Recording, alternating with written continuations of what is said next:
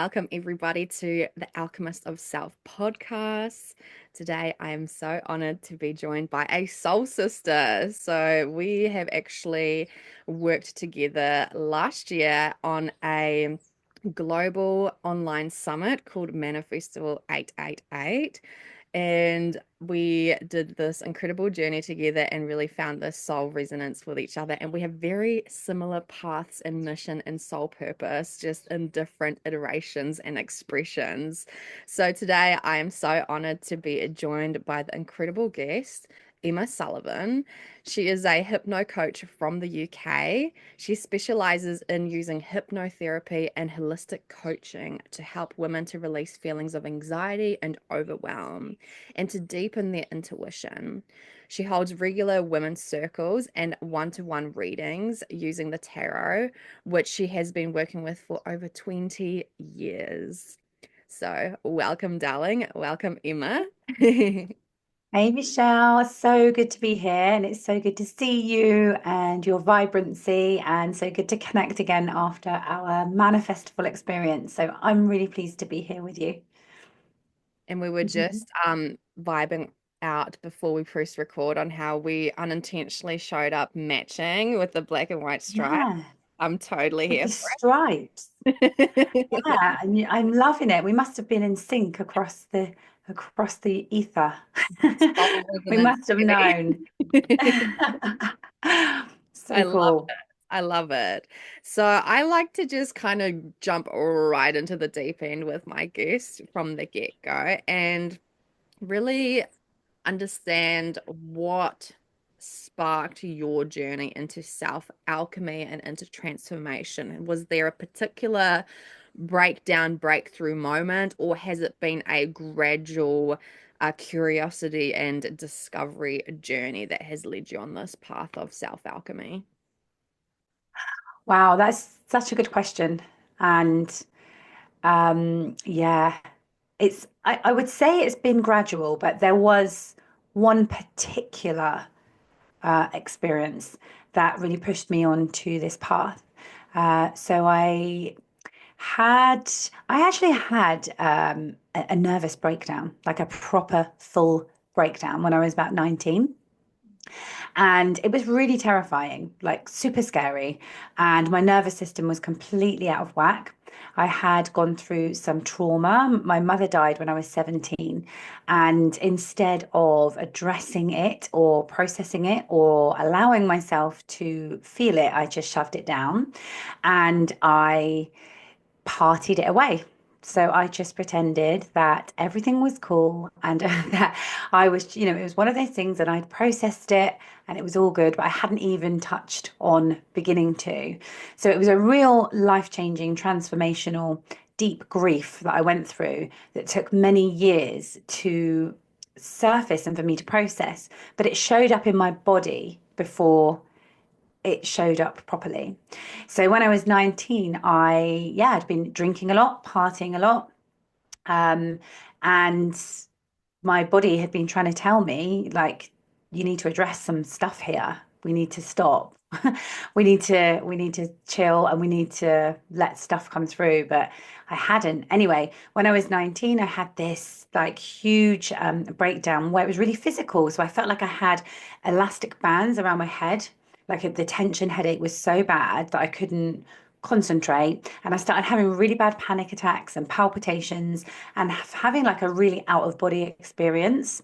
So this was like a real really deep thing that I went through. And I ended up on medication for many, many years. So I did what many people do. I went to my GP and he told me that I had a chemical imbalance in my brain and that the best thing to do was to go on medication and it would be okay just to suppress everything forever and ever. So I did it. I did that and decided that was probably going to be the easiest way. And for many years, I just floated through. So I didn't really feel the depression and the anxiety. It was bubbling away, but I kept it under control. And but I didn't really feel extremely happy. I just was like on this surface level. I got married, I had three children, I had a really successful corporate job. Uh, And I was desperately unhappy inside. I was screaming inside because my body and my spirit and my soul and everything was telling me that I needed to heal and that I had to address this. So after I had my third child, my little boy, I had a massive awakening. I came off all of this medication, had this huge like awakening and was able to feel everything Mm, and on a grand scale, and it was not for the faint-hearted. yeah. And went to the depths of the depths, and but I'm so grateful. I'm so grateful that I did it because it put me on my path. It also meant that everything that was not in alignment with me was going to be brought to the surface. So I had a lot to deal with. So yeah, that's a little bit about my journey. So I was in my corporate job and I had this big awakening and just could feel everybody's energy and everyone's intention and the whole energy of this place. I was like, this is not for me. I can't do this. This is not in alignment with me. This is not who I am. I need to be making a difference in the world and I need to be sharing my experience to help other people to guide them through this, to show them there's alternative ways. And yeah, and a series of events has led me to this from that moment. So it's not been easy. It probably would have been easy to carry on, just on that surface level, but I'm a Capricorn and I don't do the easy way. So Yes. that's a little bit about my journey. Yeah, thank you for sharing. And firstly, just really wanting to acknowledge your teenage self because Mm, obviously back then there wasn't the kind of information we even have, like have come in the last, I don't know, I want to say even in the last like 5 years. It's really like, boom, rocketed up and the how mainstream like holistic healing and breath work and like all these things have really become quite mainstream now, which is amazing. We love that. We need that in this world collectively. So, but just acknowledging your teenage self or just not like what were you gonna do? What were you supposed to do? How were you supposed to deal with that? yeah. There was no insight to how to deal with such big emotions and grief and yeah, just Yeah. navigating all of that. And also there's a couple of things I want to jump back, but I also want to first just curiously wanting to know what, when you had this awakening that just seemed to just happen for you, like you didn't search for that awakening, it ended up just kind of coming online for you. How did you discover like what or how to deal with that rush of all those emotions now coming online to deal with? Like, was there something that you yeah, was there some information or something that you'd attended or just some form of tools? Like what were your tools and how did you even discover them or how did they come into your world to navigate all of that? Oh, that's a great question. I I suppose naturally my intuition was telling me to get outside. Mm. So I spent a lot of time walking. I started really enjoying walking, and I would just be walking and just noticing everything around me. Like the colors seemed brighter, the birds seemed louder. Like everything was just so much more vivid and overwhelming in a way. But that was the first thing. So it was my body was saying get outside. So I naturally gravitated to walking and just wanting to be outside in fresh air and wanting to be in nature. The next part of it was I just went on a search, a quest for as much knowledge as I could get. I literally just consumed all sorts of alternative health or self-development. I just went head first into it to try and find out what was happening, how I was supposed to cope with all of this, and and I suppose just I was looking for the answer, the one answer that was going to make sure that I never went back there again, and that to fix it because I still had this anxiety that was really overpowering my body. I still was getting these panic attacks, and although I had them under control, I wanted to find the fix and the thing. So I spent a lot of money and a lot of time and a lot of a lot of energy just searching through things, yoga and meditation and breath work and alternative medicines and plant medicines and all sorts of things. And I suppose it's for the same for everybody. You just got to find the thing that aligns with you and that helps you to release. For me, it was breath work. It was breath work that created that release that I needed. But yeah, I literally consumed everything, consumed everything that I could, and then was really disappointed to find that there wasn't one one quick fix. Yes, secret sauce. Yeah. But it's such a personal journey. And I love breathwork myself. I mean, I've been Mm. practicing it daily for the last, I think, like 4 years maybe now. But yeah, love it, love it, love it. And so then I'm really curious to know that because clearly you are very intuitive. This is part of your gifts, very tapped in. So I'm curious, did that come online due to your awakening, due to this journey that you had to go through that then created this awakening for you? Is that where your gifts came online, or were they already existing in like your childhood and teenage years Yeah. before your mum passed away and before all those big emotions came online? Like, can you recall having these gifts already back Mm. then? Good question again. When I was a child, I mean, I've always been so sensitive, very energy sensitive, very emotionally sensitive. And that was and is the gift. But for so many years, it was my curse as well. I saw it as a curse because I just could feel everything as a child, but I could also sense energy. And I was having this conversation with somebody the other day. As far back as I can remember, I could see energy coming off of people, like heat waves coming off of people and animals and plants, very faintly. Some a lot more stronger than others, and I could also make out like static energy in the air, and I could see it on certain backgrounds, and I could also see it when I went to bed at night. So I'd close my eyes and I'd see all different colors, like a lava lamp, Mm. and I'd see that. And I'd also be able to sense somebody walking into a room without hearing or seeing them, like that electricity. And I'd also be able to sense spirit around as well. But I never saw spirit. I never had conversations with spirit. I wasn't clairvoyant as a child. I didn't have an imaginary friend. I didn't see dead people. I just sensed energy around me. But I could also yeah, could just really pick up on the emotions of the adults around me. And I was such a sensitive child. And I was an only child, and I was in quite a turbulent environment. And there was a lot of alcohol around as I was growing up. There was a lot of uh, arguing, a bit of domestic violence. It was quite unstable. So I had to really tune in to the adults' emotions and energy states around me. So I just became really good at that, just became good at sensing somebody's mood and what they were carrying uh, before they even spoke. So I suppose that sensitivity I managed to channel into a defense. It was like a protection thing, really. But I could also really sense when somebody needed help or somebody was really struggling. The downside of that is I can really always sense when someone's lying.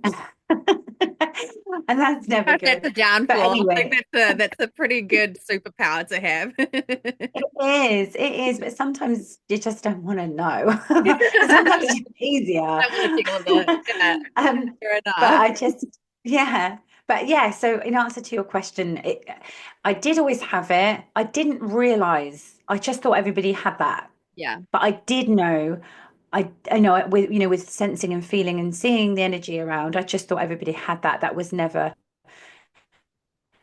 a question. I never thought about it, but I did know that I was super sensitive and I felt very different. I felt Mm. very different to my friends at school. I felt very different. I always felt really homesick, like I needed to just go home.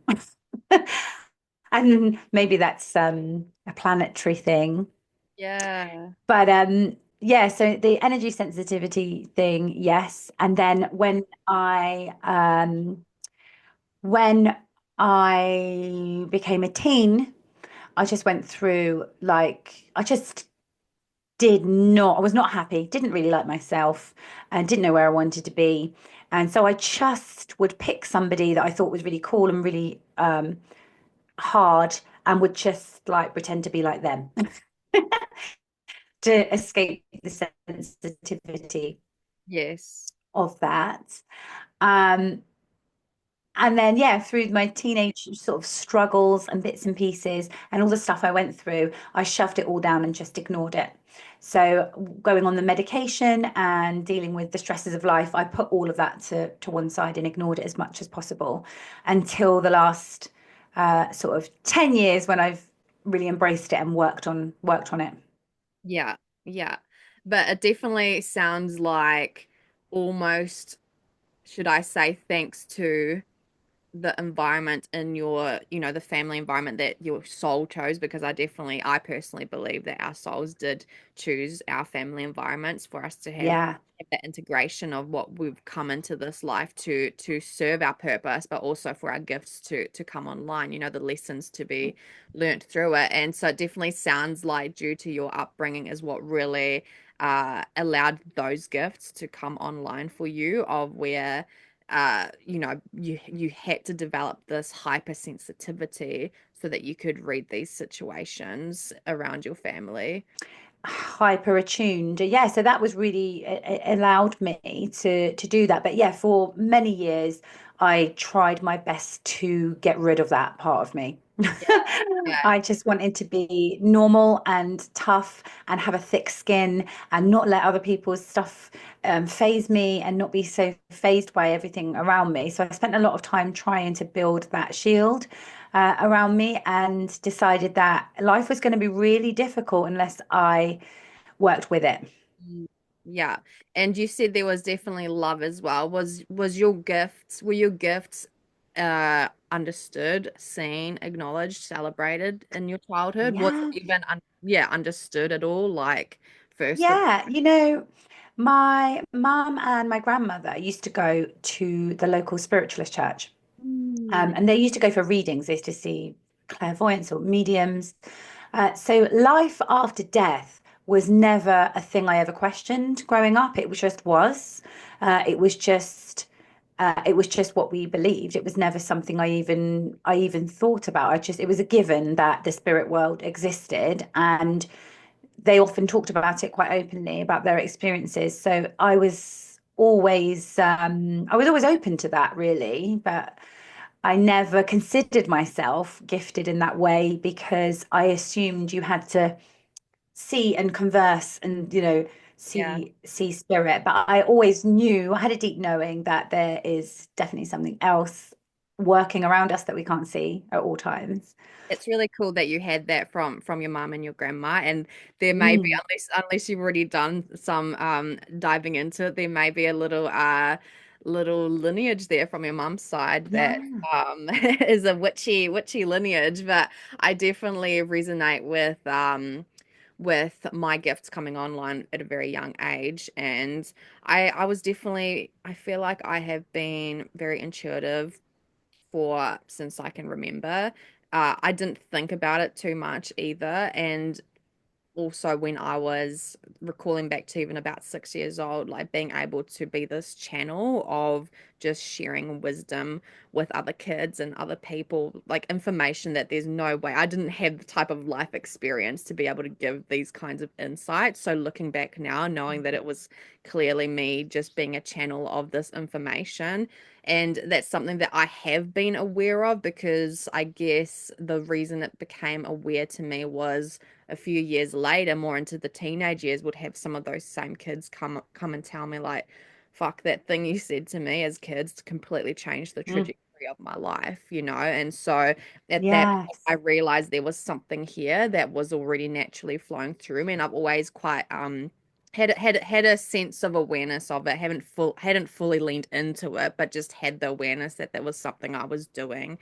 But yeah, at 13, my gifts came online with sensing spirits. I only a couple of times have actually physically seen spirits, but otherwise have had that awareness, that feeling, and also have been a bright light for a lot of them to attach themselves onto me. And at one point, it became actually Yes. really overwhelming to a degree where I had to intentionally shut those gifts off because it just got too much. I just couldn't handle with how much I was bringing home spirits, and then I was just having all these, experiences in my home all the time with the spirits. Wow. But I think it's really important to point out, and I have actually pointed this out to my community a couple of times, is how some people might just feel like, oh, I'm not psychic. I don't have intuitive gifts because I'm not clairvoyant. And clairvoyant being the one that's really put out there in movies, and Mm. obviously movies kind of just like taint it and make it into this real cliche, weird thing, like not even, and they're stripping the power away from what it actually is. And of course there are like con artists out there too, just like with anything, right? But how that is the like relation to psychic abilities is clairvoyance, but really how there is the clear audience, clear cognizance. I can't remember what the feeling one is, but how Um, Clairsentience. sentience, yes. And Yeah. then the smell one, which again I can't remember the name of, but it's not as obvious, um but how understanding your own intuitive gifts and that we all actually have them. And so I think Yeah. I shared that on in my community on my social media one time. It really helped people to understand that, oh, they've got these gifts that are happening. They'd kind of just pushed them to the side because it's not clairvoyance. They're not seeing things. And really, Mm. it's the same for me. Like, I've got the clear cognizance and clear audience. So for me, it's all about the knowing and a constant inner dialogue with my intuition, with my inner guidance. Like I said to you before, Mm. voice record is like it's a constant on. It's not like a on and off switch. It's like all the time on. I'm always in communication, always following those nudges. So that's Yeah. something that's really powerful to point out, is that you do have gifts, and it's understanding how your gifts communicate with you, whether Mm. it's a bodily feeling, a gut feeling, if it is a knowing, and just fully trusting that knowing without any logical backing to it, and just really leaning into whether it's you hearing something, it's lyrics through music, or someone saying the right thing and it just hits differently and you feel like that's Yeah. the answer for something. So really leaning into what your own gifts are. So but Absolutely. And I know you and me are both very passionate about helping other people and women to discover their gifts, to make it their superpower, because there's so much, anxiety is huge. I know it's overused a lot. And anxiety is a gift. It's something that protects us. It's something that stops us from getting into trouble, or it's something that we need, but it just becomes so overstimulated and become overwhelmed in our lifestyle that we've got right now. And women in particular are expected to be so many things in so many spaces, and we get overwhelmed. Our nervous systems become overwhelmed. So to then try and hone into your abilities and work out how your intuition is working and how your personal sat nav works, it can be really messy. So it's really it's lovely work. It's amazing work when we get to work with people and they get to strengthen those abilities and make those decisions and work out how to make things easier and clearer for themselves. yeah, and easier and clearer, and also just actually your own authentic path, as well as what it comes down to is trusting in your own gifts and your own nudges of where you're meant to be going, who you're meant to be in this lifetime is what it also gives you. And like we were saying before we press record, is like we were talking about how we've both come to this discovery of like fuck the frameworks, which I feel like that's going to be one of my potential future master classes, is going to be called fuck the I love that. frameworks, fuck the formulas. But how it really is that it's about understanding your own code, your own blueprint, and understanding how you're so unique and the way that you've come to share something or express something or be is so unique to you. And when we can actually allow our intuition to come online to lead the way, is how we truly follow and carve out the path that is literally unique to us. Yeah, So that's the beauty of exactly. And being honest. yeah, yeah. And to be able to hear that and to be able to find out what our signature is, we have to clear the backlog of the shit that we have shoved down and carried. And this is where all of these healing techniques and modalities that we've picked up on and experienced and that we can share with other women is amazing because it's not just one thing. It's going to be a somatic, it's going to be a physical move, it's going to be a breath, it's going to be a visualization. And that's what I use in with hypnotherapy. I think visualization is key. I did I was telling you before we came on today, I had 21 women in my circle last night and we did cord cutting. We did a cord cutting ceremony. Oh my gosh. That was so powerful with that amount of women there as well is really powerful. And each person is experiencing their own visualization and their own chords that are relevant to their lives and what is keeping them stuck. But the intention and that group intention uh, to do that and, you know, just to visualize these chords and us cutting through them with a golden sword of like, fuck off. It's great. And we do it with love and we do it with deep compassion for ourselves and for who or whatever it is that we are cutting away. But it's so powerful. So it's different layers. So we do it visually, we do it, you know, through dance or movement or breathing or running or exercise, however it is, but we need to move it through us and all these different layers. So it's a privilege to work in this arena, although we have to really use our discernment right now as well, you know? Yeah, absolutely. And just wanting to really take a moment to point out the power of women gathering and doing this work together. There's so much power. I mean, that's what we've been doing for thousands of years. And I truly know in my soul that that is why women are made to be against each other, because that's how one of the reasons how we are, disconnected from our power when we gather as women and do the healing and do these rituals and these ceremonies, like just the power of women coming together is just something else. So, if anyone who's listening, I'm sure most of the listeners have had some experience of sitting in ceremony or in circle with women. But if you have not, do it, do it, experience it, go Or and create your own as well. If there isn't create one your that you can own. get to make one, yeah, that's Yeah, what I did. I love that. Absolutely. So, I'm really curious to know what you are currently using either personally or with your clients, with these amazing women.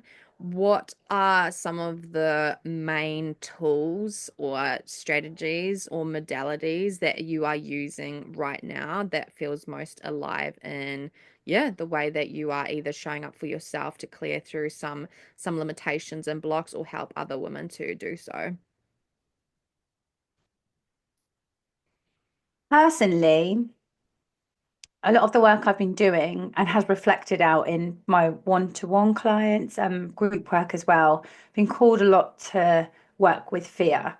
And that sounds really broad and cliche, but it's just coming up so much. It's like fear that is keeping you from shining your light, fear that is stopping you from saying yes or stepping through because we don't feel good enough or we don't feel like we're going to succeed. So we don't do it because we're worried that we're going to, all programming, from childhood that you can't, there's so many people that want to start taking control of their lives, people, so many people are starting to realize, women especially, that we are able to have a choice on how we work and where we work. And we can take control over our, how we spend our time and our energy, this really valuable currency.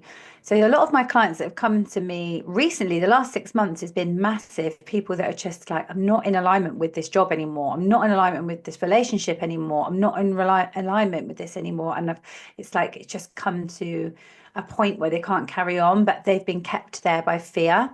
So what I've been doing personally is working with that fear in terms of just going for it.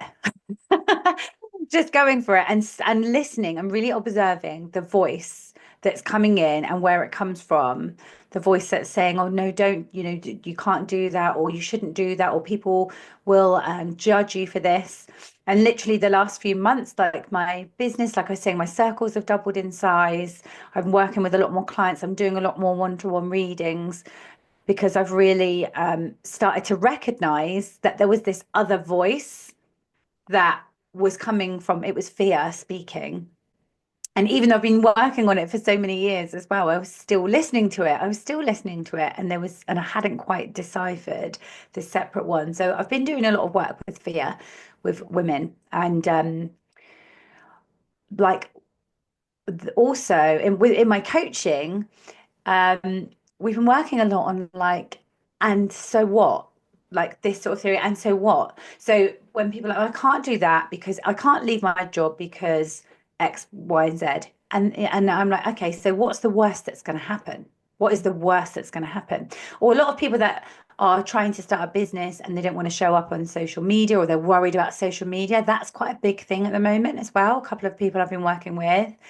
And that comes down to this tribal thing that we've got, right? Because we want to be part of the tribe, we want to be part of the herd, because in our subconscious somewhere, way down along the line, if you were kicked out of your tribe, you'd probably die. So that's still there. We want to be accepted and be part of the tribe. So it's really hard for people to find the courage to step out and swim against the tide and do something different. And I'm just all about just going through that process in my coaching of like, okay, and then what? You're not going to die. Like, it comes down to, okay, so if these people might laugh at you or judge you, and then what? And is that the truth? Is it you that's just assuming that they're going to do that, or is that actually the truth? So yeah, there's a lot of different tools that we're working with at the moment. Sorry, it's a really long-winded answer Yeah, because there's right. so much going on. It's great because I love to give some tangible, practical ways for the listeners to be able to start to use some of the Yeah, things that we're talking yeah, about like peeling it in back, wisdom. peeling it back. I love that. Lost you. I love that it's like taking yourself to the worst case scenario possible so that you can actually recognize like, is it really as bad as you think? Like, what truly are you afraid of? What is it that's this big scary monster? And then, like you said as well, is what what and then what? Then like what? And it also, is that actually your story, or have you taken that on from society, or have you taken that on? Is it from your childhood, like one of your parents or someone from your childhood? It's a story that's not even yours, and you've just Mm. adopted this and you're running with it, and it's running the show. And it's so funny. I literally just made a post because I'm all about, the shadow work. I mean, I'm a shadow work Mm. alchemist, so definitely all about really visiting those Yes, I love it. subconscious parts. And something that I even posted today is like, what are you, let me just read it out quickly because um I just put it on my Yeah, read it. Instagram story. So, what sob stories are you telling yourself, ever so subtly, subconsciously? Take a moment to listen because you're cock blocking yourself, darling. Maybe you're telling yourself you're not good enough at content selling, that no one wants to or can't afford to buy from you what you offer, or that no one wants to listen to you, or that it won't ever happen for you, that no one truly understands you or your vision.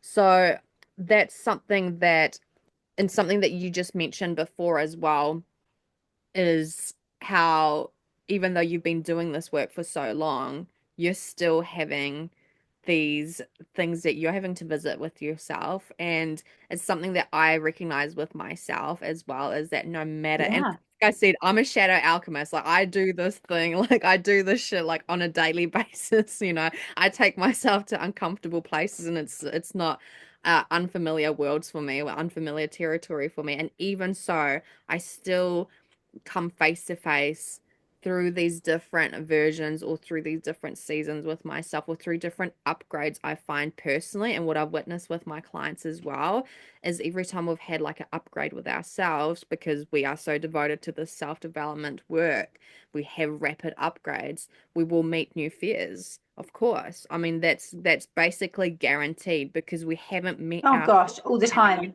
versions yet. And so I think that's something that's actually really valuable for the listeners to hear, is that it's not that you haven't done the work or that, fuck, how am I back here again? Because sometimes it's the same fears, just at new upgrades. And sometimes it's new fears, but I've found that it's almost the Yeah. same like shadows that come up in these different levels with ourselves. So I'd be really curious, because you slightly touched on it, but I would be really curious if you're willing to share vulnerably what your current fears have been through, because I know you've been through some upgrades. What have been some of your blocks or limiting beliefs that you've been having to overcome? Mm. Are they ones that you've had in the past, or are they new ones? They are new ones, Michelle. They're old ones dressed up in new gear. They're Mm. dressed up in a new outfit. That's all. But it's a really good it's a new question because, you know, once I started following my calling and following my intuition and following spirit and working, and I sort of made a deal with the universe. I was like, look, if you help me get rid of or heal from this overwhelming anxiety that's keeping me tied in this little box and frightened. If you help me, then I promise I'm going to help other people. Right. That was the deal we made. So I sort of stepped into it and I remember that and I always keep my promises. So that's when I went into my training and working with other people. And Mm. it just started out as, to help people that were struggling with anxiety. That was it. And now we're in a whole new arena. And it's a lot bigger than I thought it would be. And actually, the lessons that I've been learning is you have to be really clear on what it is that you're wishing for, because it happens, right? It happens. So this time last year, I was like, right, I want to be doing X, Y, and Z. I want to be doing this for my full-time job. I want to be working with my spiritual gifts. I want to have a spiritual business. I want to be holding space for people online and in person.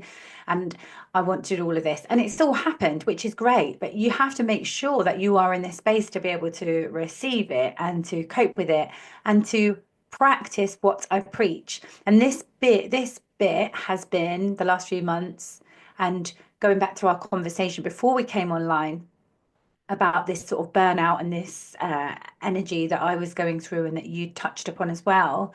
Um, it was because I wasn't following my own advice. So I'm, teaching people to follow their intuition, to say no to more things, to create space and time to meditate and go within. I wasn't doing any of that. I wasn't doing any of it. If I'm honest, I wasn't doing it because I was too busy on this mission.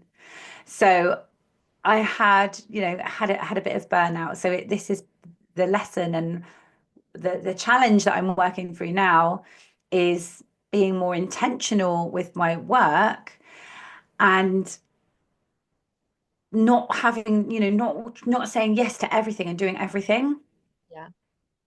because I'm worried that I'll miss the chance. I'm worried that if I say no, I won't get the opportunity again. So it's trusting that those opportunities are always going to be there.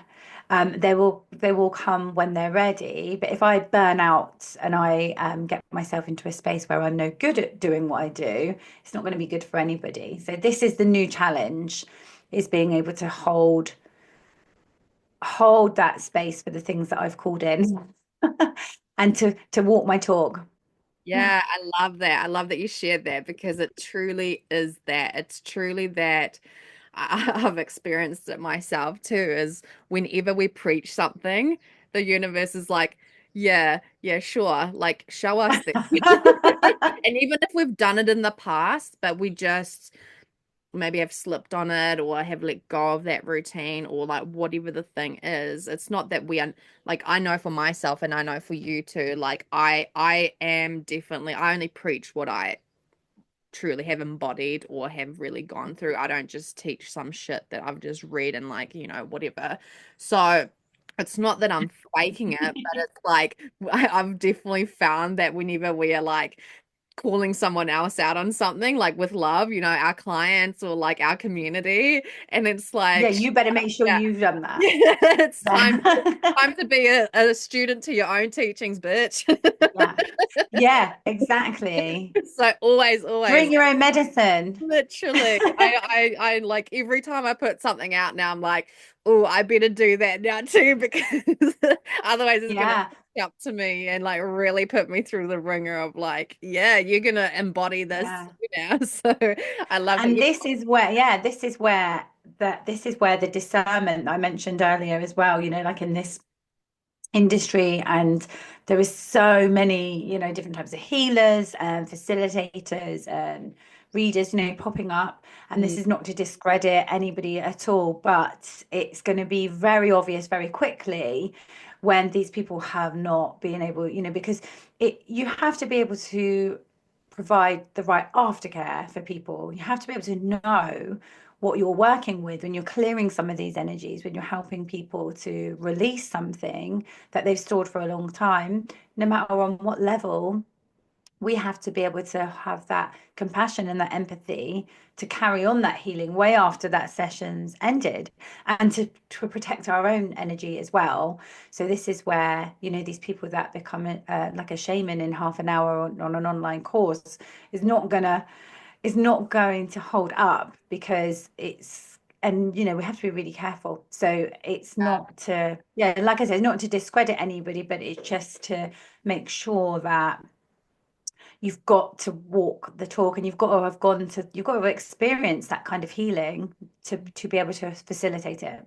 yes, yeah, absolutely. I mean, I'm seeing the rise of that too, and I really see it as like a very egotistical, a lot of narcissistic traits coming through in the industry too, where it's like The perfect place to I am the be. one, like I'm the one that creates the healing for you. It's like, no, you're a guide, you're a spiritual teacher, like Yeah. whatever, but the person is the one doing the healing. You're just helping to mirror that or to guide them down the right path of Yes. cultivating that within themselves, and definitely seeing how this rise of just this egotistical energy coming through of just wearing this like I'm the savior, like I'm the martyr or whatever, right? And like you said, Yeah. not discrediting, but definitely a bit of a reality check. Like, and like I'm not gonna lie, I've had my moments, so I'm not necessarily that aspect of it, but just I've had in the past definitely a little bit of ego coming through. And I think it was just through my own self-discovery of like my own path. Like who am I here to do or be or what, and so I've definitely had to like calm my shit down at one point. Not that I was like Yeah. scream about it, but just recognized myself being like, oh, that's coming from ego. That's not soul. That's not authenticity. And definitely Yes. at the bud. And but yeah, definitely being humble enough to be the student of your own teachings and being the embodiment of what you teach. I know for myself as a 3-5 profile in human design, like I go through trial and errors, like that's my life. So I Mm. definitely know for sure that when I teach something, like I've walked those fires. Like I'm not, like I said before, I'm not preaching anything I haven't personally been through because I don't believe in that. I don't believe Yeah. it's good enough that you just have knowledge without having applied it and then teaching other people that. Like I find that very hypocritical. And not that we're ever perfect with any of this, but just like you've had to at least have some experience or embodiment with it. And something that I want to quickly share on, because I've had this question come up to me a couple of times recently, and I've had this in the past with clients too, of feeling that they aren't quite ready to step into helping others because they haven't perfected their healing or their, whatever. And just really pointing out that there's a difference between just putting on a hat for the sake of making money off of it because it's just what's the hot thing and being like Mm. egotistical about it. And then there's a difference of truly feeling a calling because you've gone through something and you've either like, started to come out of it or found, a solution for it. But if you're not fully, not all the ducks are in a row yet, like that's okay. Like none of us are ever going to be 100% healed, 100% figured out, 100% anything. So definitely understanding that you don't need to be 100% to step into leadership, to step into being a healer, to step into your visions and No. help people And out if you wait till then, you'll be waiting forever.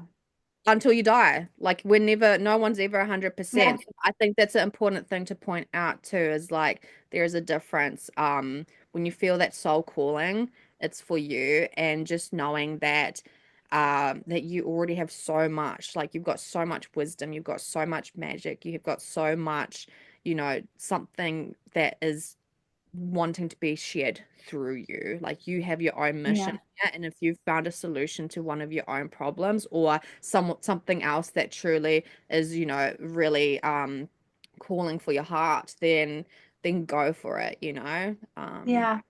Mm. So true. And I think, Michelle, as well, because we're in this sort of line of work, we are surrounded by and we come into contact with people that are doing this a similar thing to us.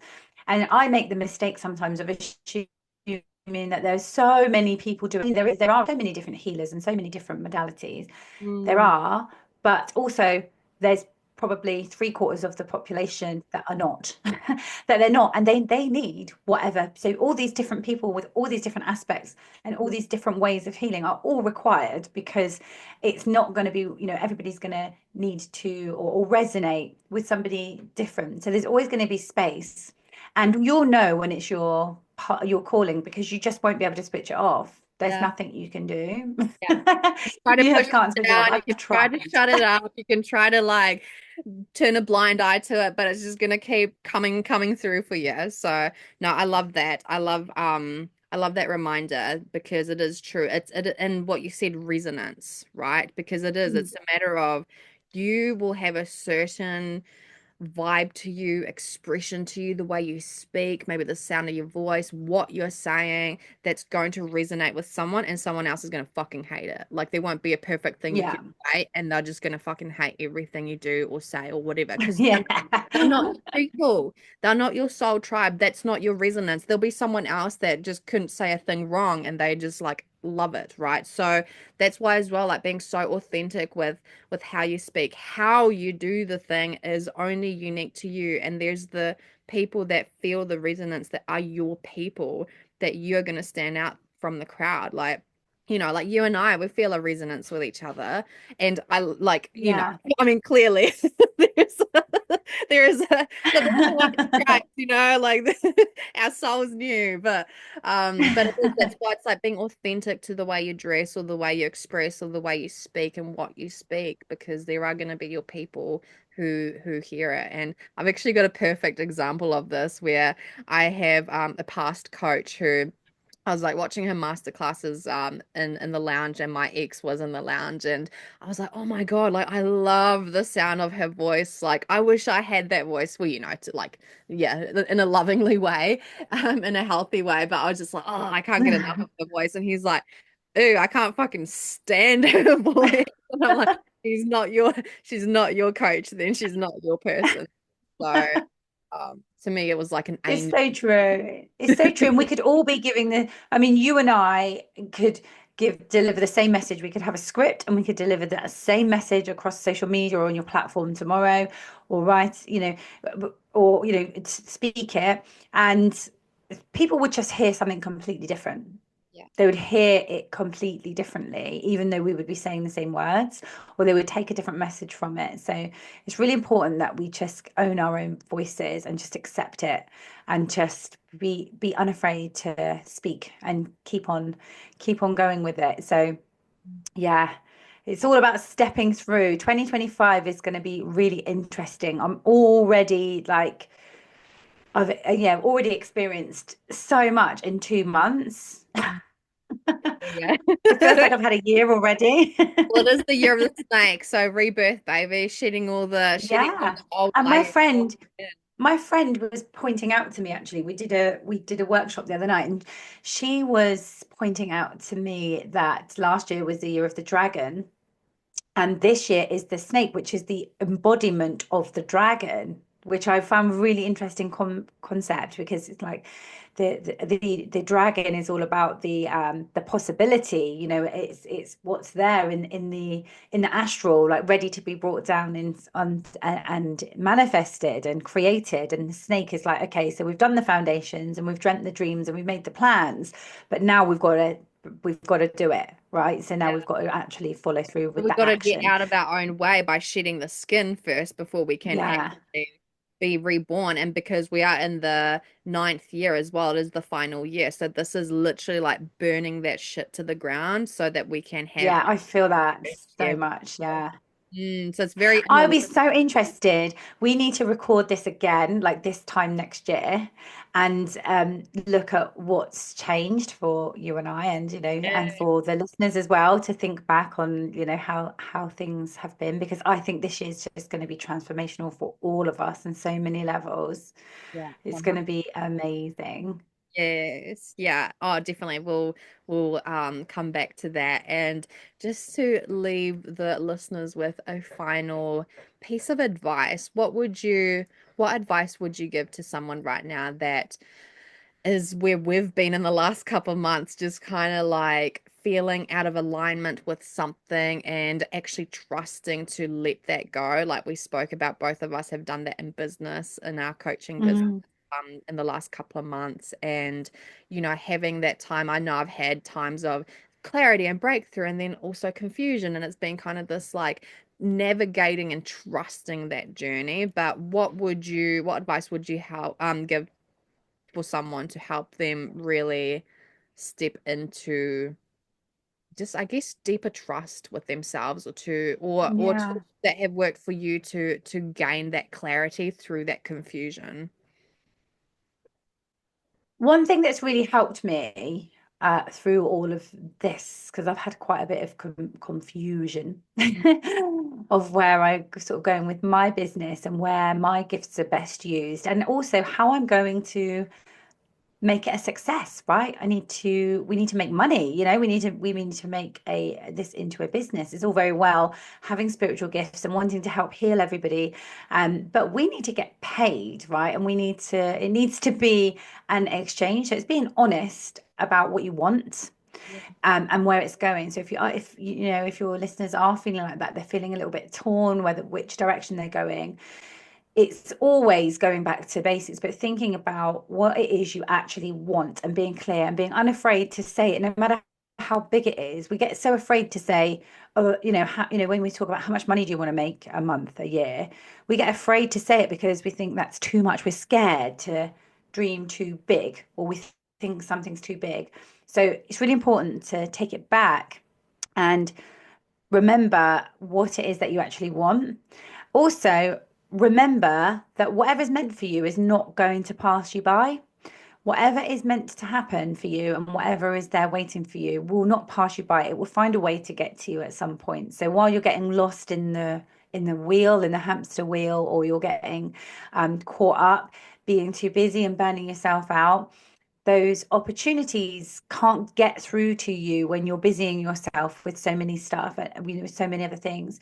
So simplify, take a step back, and just rest. And just, if you have any doubts about anything, or you feel not in alignment with what it is you're doing, then just step back and listen and observe for a little while, Yeah. and don't make any decisions for that little while. It's okay to stop. It's okay to stop Mm. and allow and trust yourself. And also, one more thing, there's loads of things coming through. Like, Also, one more thing that I had to think as well is like, there's a couple of people that I've been working with and doing readings with, and they were going through a similar thing in terms of they wanted to leave their jobs, right? They're really unhappy in their career, but they've worked really high up and they had a really good package, right? And very secure, and but they've got this calling that's just so big that they need to follow. And one thing that we were working through was like, okay, put yourself in the future 10 years. How do you feel about still being in your job? How do you feel about being there in 10 years' time, doing that same thing, doing, okay, earning the money, but what how are you going to feel 10 years from now if you don't take this opportunity and follow what it is that you're doing in some way, shape, or form? We're not talking about being irresponsible, um, you know, unless you want to be, but we're not talking about that, but it's like encouraging people to let go of this story that we've been told that you have to do a 9 to 5 and you have to have a pension and you have to do this and you have to do that. Otherwise, it's not safe. We need to trust ourselves a little bit more. And it's not easy. I didn't make any money for the first couple of years of my business, and it's really only now that things are really picking up and things are changing. But that's because I just kept consistent and I knew that I wasn't going to let myself down. So trust in yourself that you're not going to let yourself down. Nothing's going to be the wrong decision because you'll always be able to rectify anything that you perceive to be wrong. So Mhm. I hope that helps. There's definitely a lot of gems in there and in this whole conversation. And honestly, I could just keep jamming out with you. Like I feel like we just like constantly like unraveling these things with each other and could keep jamming out. But there'll be Yeah. a part 2, that's for sure. Yes, I feel for like we've got so sure. much more to share. So thank you so much, Emma, for having this chat with me and sharing all your wisdom, your stories, your journey. How can people find you? How can they enter your world? You can find me on Instagram. It's at Empowered Holistics UK. I'm normally there most of the time. I do have Facebook under the same name as well, but I'm mostly hanging out at Instagram or my website, which is www.emma-sullivan.com. I'm actually launching next month my circles that I've been doing in person. I'm actually launching an online version of that. So we're going to be doing a group circle and going through some energy work and some connection and like a virtual circle. So that's really exciting. So that's going to be on my website soon, but that's where you can find me. Mm, I love that. And I'll link all of that in the description, wherever it is, wherever you're tuning in from. So I'll link all of Emma's where you can find her. But yeah, thank you, Emma, so much. And keep an eye out for part 2 of our conversation. Yeah, it's been amazing. Thank you for having me, Michelle. I just think you're an absolute amazing queen. So it's so good to catch up with you. We could literally talk for ages, but thank you. Thanks so Thanks, much. darling. Mwah.